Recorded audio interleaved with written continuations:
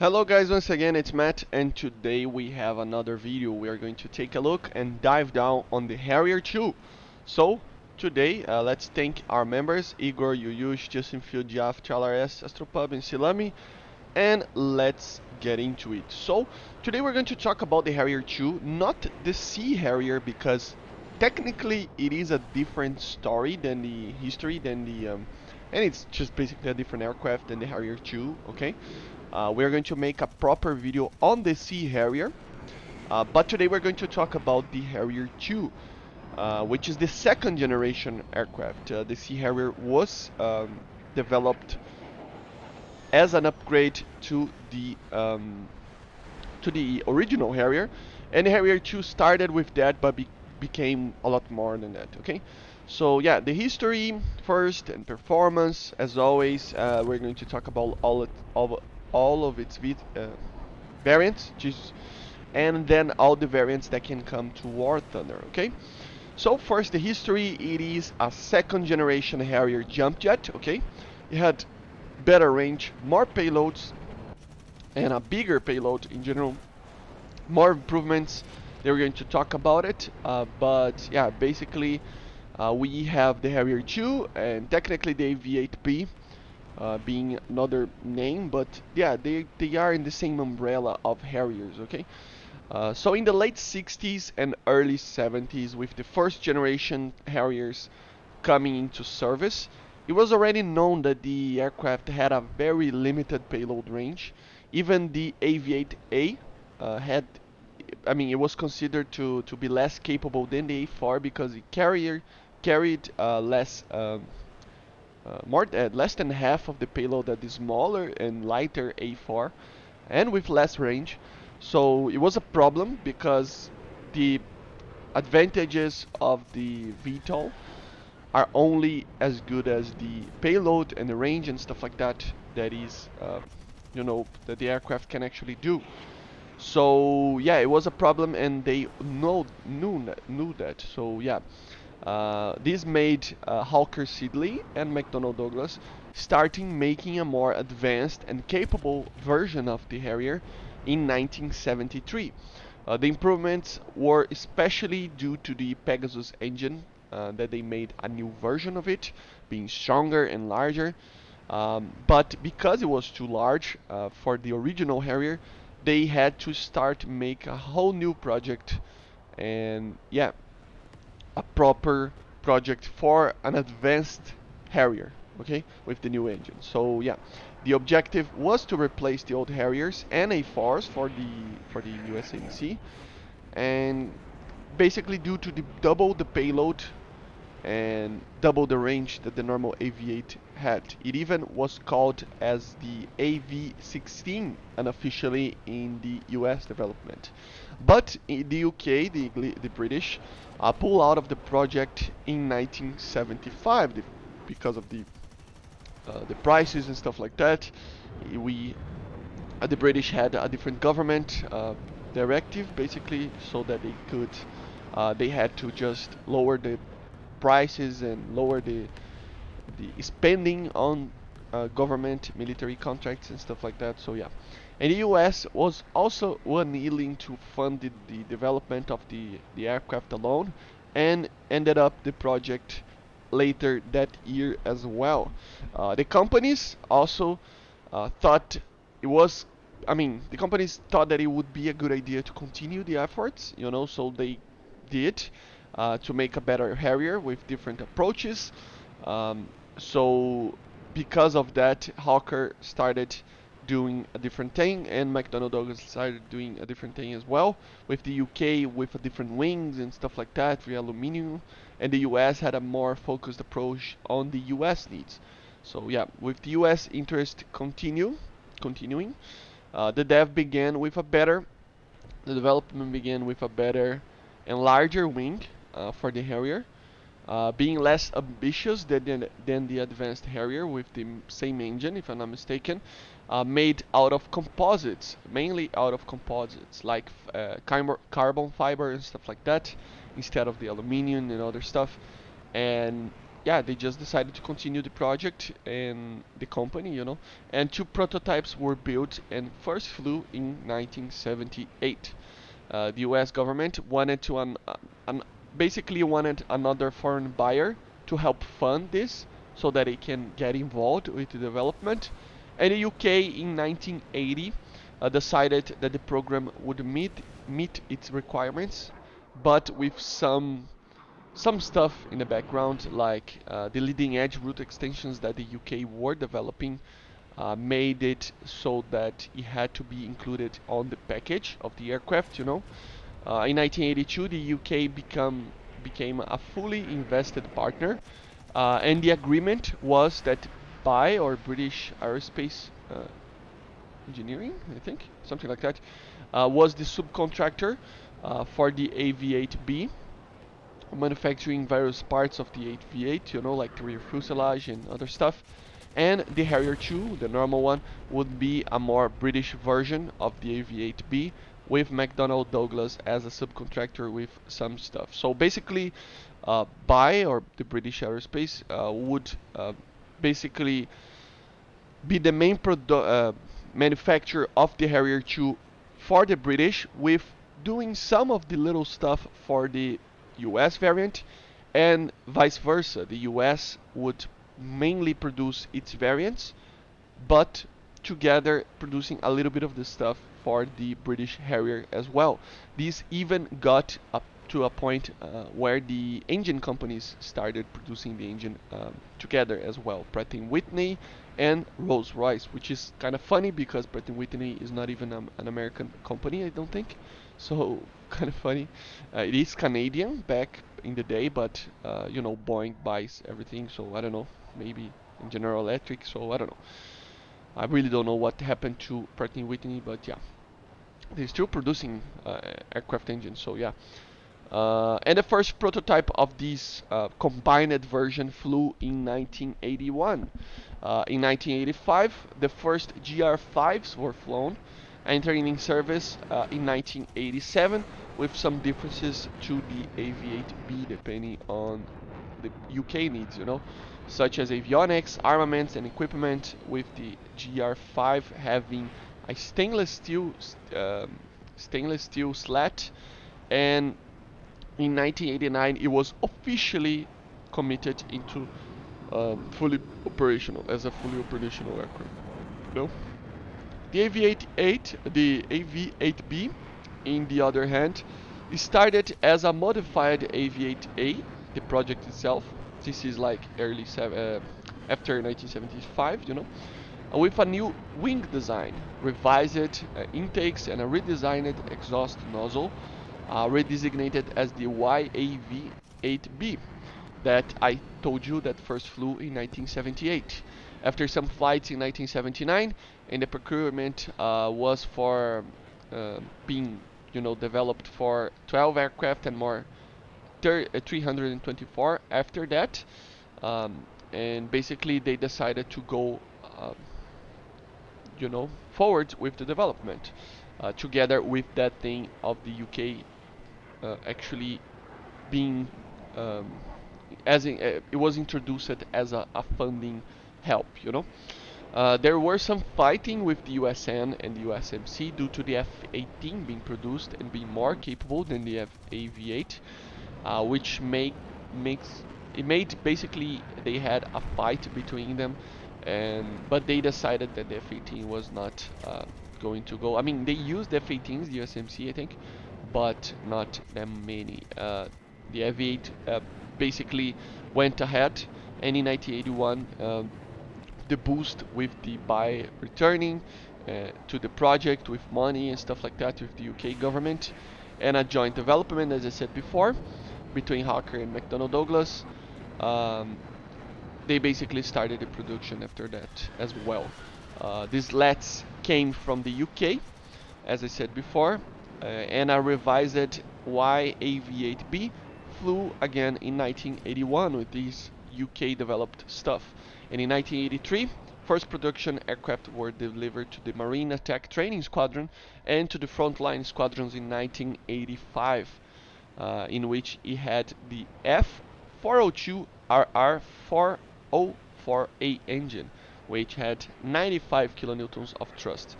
In 1990, he received a better engine, but still. A trainer was made also for both of the versions, the AV8B and the Harrier 2 for the British. So yeah, because there were too many differences between the original Harriers and these new variants, you know.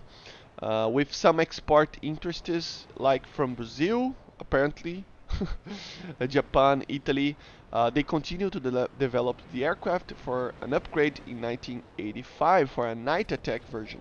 I'm going to talk a little bit more about the versions and stuff like that later, but still, it was delivered in 1989 for the first time with the RAF, using it as the GR7 as well.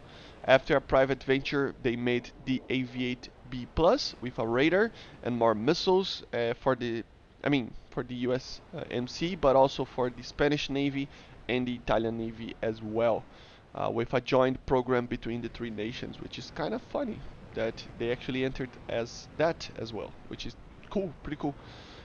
With some of the production of the B Plus being done in Italy and Spain, and yeah, with sales of trainer versions for those nations as well, more less advanced versions, you know. First flight was in 1992 of this B Plus variant, and it entered in service in 1993. And the normal AV8Bs were upgraded to Plus standard, with the first one being delivered in 1996.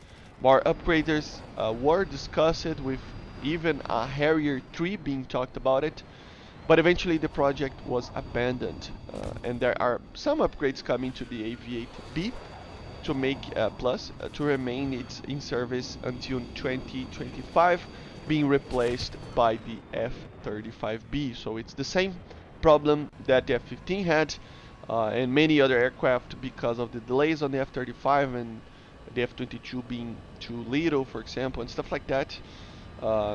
In the Air Force, you know, but in the USMC, for example, it's the F-35B being delayed a bit and stuff like that. They made more upgrades to maintain it in service until 2025, okay, which will be completely replaced by the F-35B. The performance of these two aircraft, they are very similar until they receive the AV8B Plus, you know. But yeah, the Harrier 2, it was basically an extensively modified version of the first generation.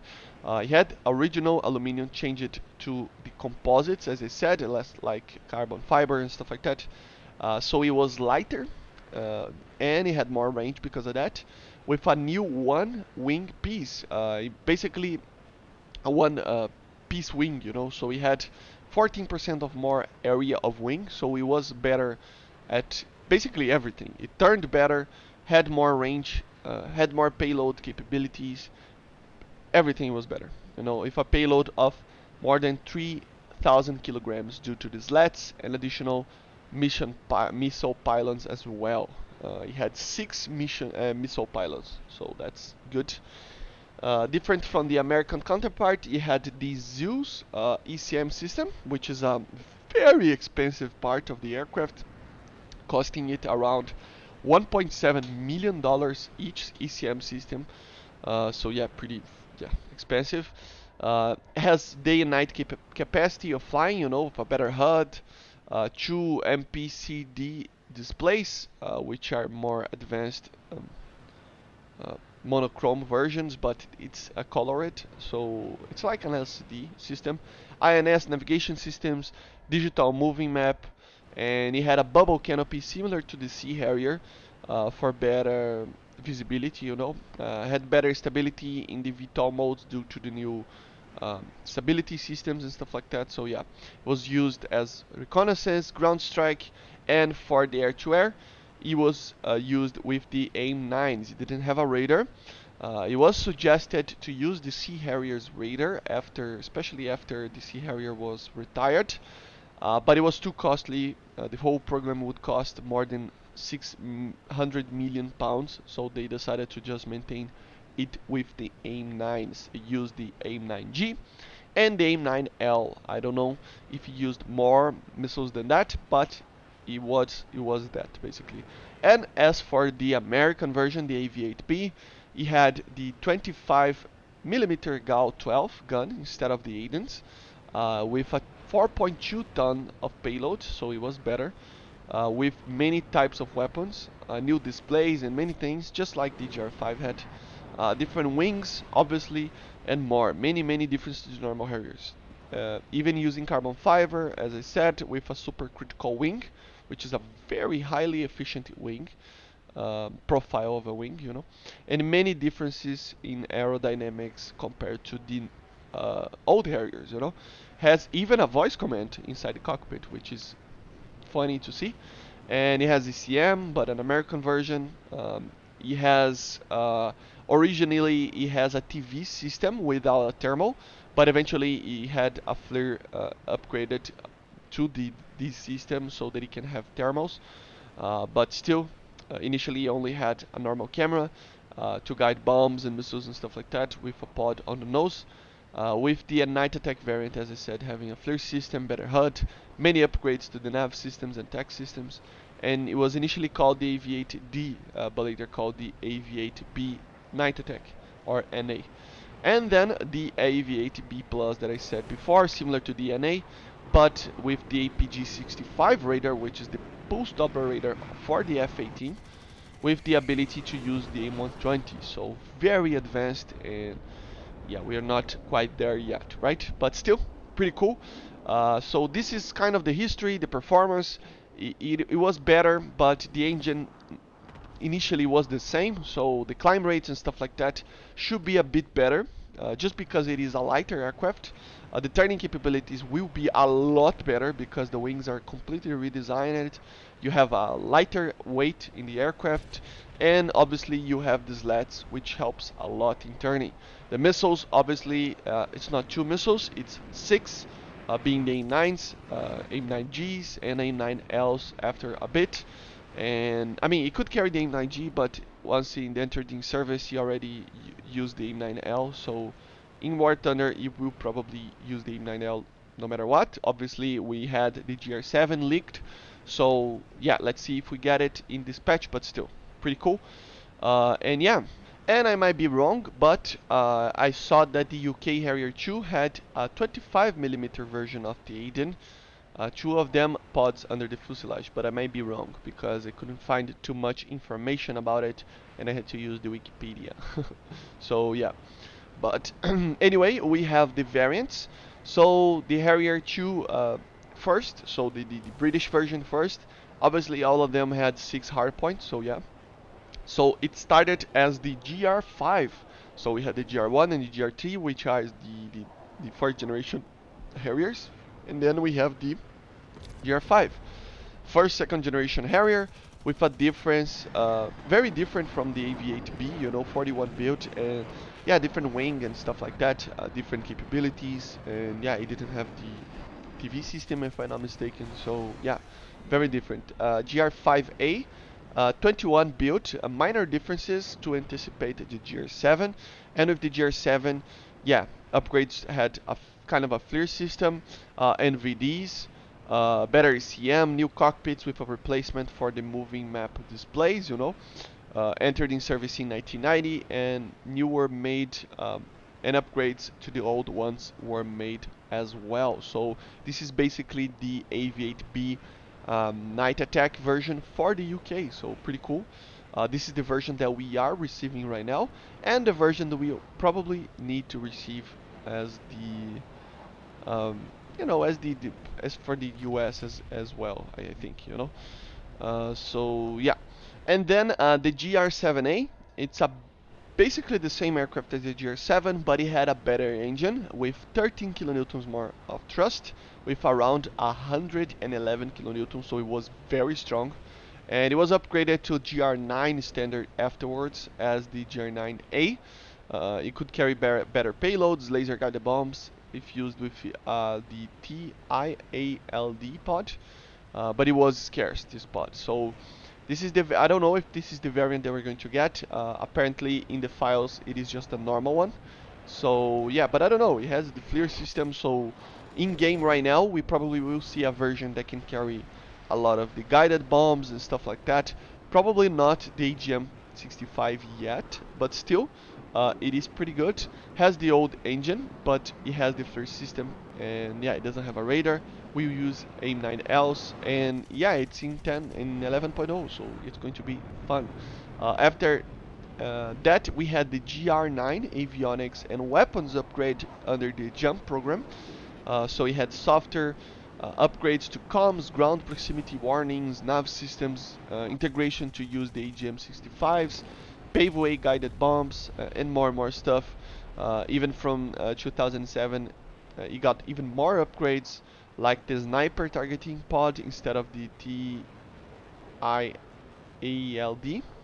The Brimstone, a lot of people call for the Brimstone missile, but it remained unclear for deployment due to the aircraft retirement, so it didn't never use the Brimstone. I don't know what people say too much about this, but a lot of people trusted the Brimstone will come to a Harrier like this, but the Brimstone never was used in this aircraft. So I don't know. I mean, he could use it, but he never did. So maybe Gaijin will add it. I don't know. And more stuff, you know. So the GR9 was the latest upgrade ever. And then we have the GR9A, as I said before, which is the same upgrades as we saw in the GR9, but it had a better engine, just like the GR7A. Okay. Then we have the trainers that we won't probably see in game, but still, we have the T10, which is a two-seat training variant based on the TAV-8B, but it is combat capable, unlike the original TAV-8B. Then the T12 jump upgrade to GR9 to the T10, so pretty interesting, but still has a less powerful engine, the Pegasus 105, and the T12A similar to the T12, but it has the Pegasus Mark 107, which is the more powerful engine. So these are the British ones. Recapping, we have initially the GR5, then the GR5A with upgrades leading to the GR7. GR7 has, it's basically the AV-8B night attack, so it has thermals and better systems, you know, better ECM, better everything. The GR7A, the same as the GR7 with a better engine. GR9, the latest upgrade for software and stuff like that, integration with GAGMs, and the 9A with the more powerful engine. And then we have the trainers, the original one, the T12 one with the GR9 upgrade, and the 12A as the having a less, more powerful engine as the same as the T12. Okay. Then we have the American ones, the AV-8B. So initially the AV-8B day attack variant, it's commonly known. It has the TV system, laser designator, six pylons and stuff. It's basically the same aircraft. Technically, it is the same aircraft as the GR5, but not really. The wings are a little bit different and stuff like that. But still, very capable aircraft, very fun. Then we have the AV-8B NA, which is the night attack version with nav flare, updated cockpit, NVD, more powerful Pegasus 11 engine, and it was originally designated as the AV-8D at first. This is basically the GR7, but the GR7, the normal one, didn't receive the new engine. Okay, so the GR7A would be the same as the NA. Okay, so yeah, better engine and everything else. Then we have the AV-8B Plus, which is basically the best variant of the AV-8B. Has the APG-65 radar, the F-18 radar. It was used also by the Spanish Navy and the Italian Navy. It had the capability of using every single weapon that we talked about it, even anti-ship stuff, and SEED and everything, I think, if I'm not mistaken. And used the AIM-120 as well, which is, yeah, it's really modern version. Obviously, it had T variants for the B and the B plus for training, and it had another version, an EAV-8B MatAWG, which is a Spanish version. So yeah, but we're not going to talk about too much about that. But still, so the Americans have three main variants: the AV-8B, the AV-8B NA, and the AV-8B Plus. Okay, so the normal one, the one with thermals and better cockpit, and the one with a radar and better systems. Okay, and these are basically the variants. What variants should come? There are three nations in game that could use this aircraft. First, we will obviously talk about the UK. The GR7 already coming to War Thunder because of that, you know, under the Jaguar GR1B or A, if you don't have the upgrade still. So yeah, we're already going to probably see this update, this version. Apparently it's not the A variant, which is kind of sad, but still, it is going to be a very capable version. 9 AIM-9Ls, 6 AIM-9Ls, and yeah. In the future, we can have the GR9A with a better engine and under the GR7, and the future with better attack systems and just better stuff in general, you know. The GR7 will already have thermals and stuff like that, but the GR9 will be able to carry AGM-65s and stuff like that.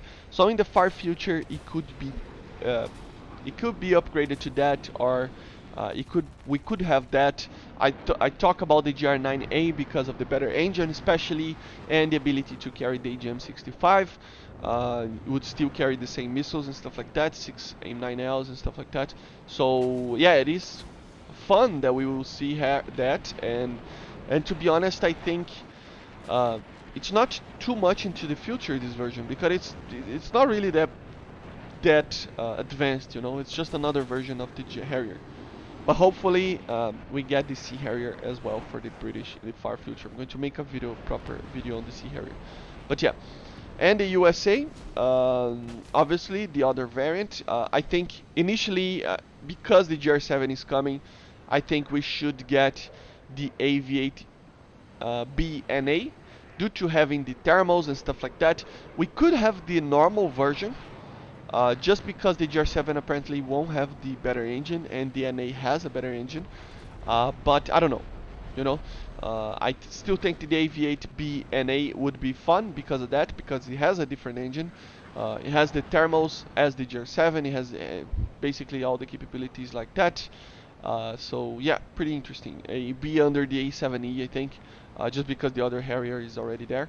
And in the far future, we would probably see the AV8B Plus under the A7E, I think, having AIM-120s, the APG-65 as I said, or at least maybe give the, not in that far of a future, give the Americans the AV8B Plus without the AIM-120, but with a radar. This would make it so that it's a top tier aircraft, but without the AIM-120s it won't be OP. So yeah, I think it would be fun. It had a better engine, it had a radar, amazing radar. It turns better than the other Harriers, and it opens up for the last nation that we're going to talk about, Italy. AV8B Plus is for Italy as well, because they used only this variant. But as I said, in the far future with the AIM-120s, or we can receive it right away, very soon, without the AIM-120s, just the APG-65 radar, the AIM-9Ls, AGM-65s, and it would be another top-tier aircraft for Italy. I think it would be amazing to have that without the AIM-120s, you know. And in the far future, we can receive the AIM-120s, just like, for example, the MLD can receive the R-73 in the far future. These aircraft and many other aircraft have better missiles that can be added, but for balancing purposes, you would just put the aircraft for the Italy without the missile, you know. That could be a thing as well. Under the F-84F, I put it there. So yeah, but basically this is it for the Harrier 2. A very interesting aircraft, and I cannot wait to fly it, because to be honest, I don't like too much in the normal Harriers. They're kind of bad, just because they're not nimble, which is the most, like the way that I like to fly the most, you know. But still, it is pretty interesting and pretty cool to have a version that will have more power, more systems, better missiles, and to be in top tier as well. So yeah. But anyway, I hope you enjoyed the video, and I see you guys on the next one. Make sure to subscribe, and bye guys. See ya.